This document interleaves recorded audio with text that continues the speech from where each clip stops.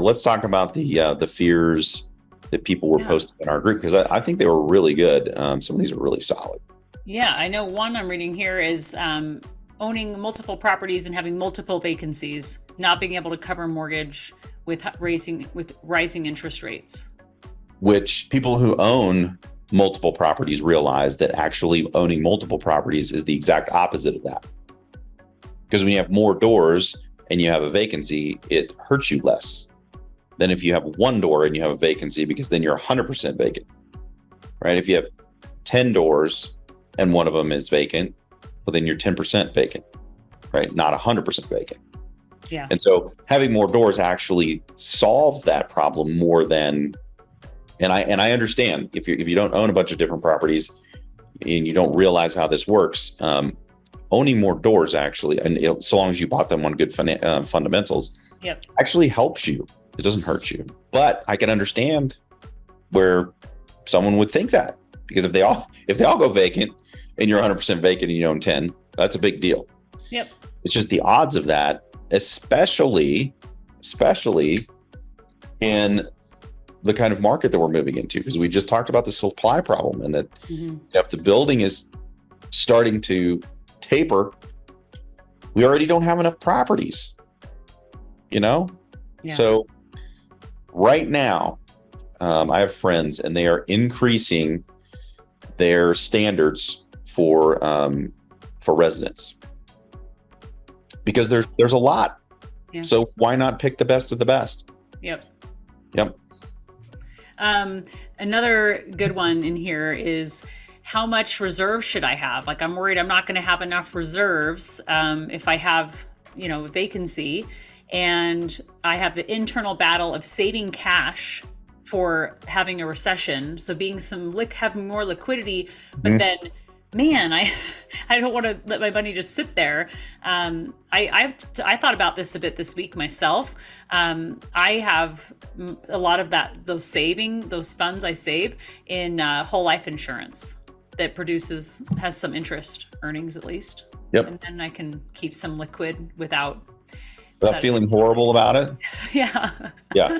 I think that's smart, because you do have to have liquidity. You have to have liquidity for both yourself and for each one of the properties that you own, right? And so, general rule of thumb, 3 to 6 months of expenses for those, so that if you do have a vacancy, properties can cover themselves, and you don't have a problem. And there was another one on there too about over leverage. I don't know if that was the same one, but somebody actually used the words over leveraged. And I would say that I was getting ready to say that it's hard to be over leveraged when you have to put 20 to 25% down, but that's actually not true. That's on the properties that we sell, that's true.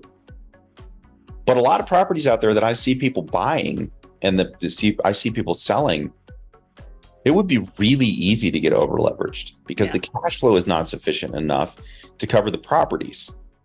And that's a problem, right? And so I've been saying that I think that the multifamily space is going to be ripe for picking in about a year.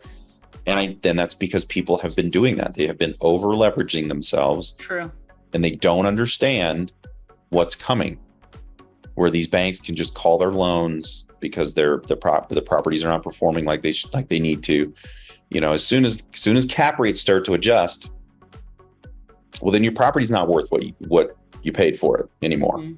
Or the equity that you had shrinks, especially if you can't get the thing to produce fast enough, which a lot of times you can't. And a lot of these guys are overcommitting what they can actually do. Anyway.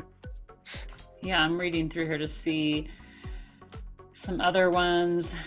Oh, next steps on once I have more than 10 Fannie Freddie loans was one fear. Like, oh man, I'm out of loan positions. So yes. Never out of loan positions. There's loans galore, especially right now. Yes, that's what I was going to say. I'm like, banks are hungry. Like, if anything, I think we're going to see more options coming down the pipe. So that'll be nice. Yeah, and we already have plenty of options for that.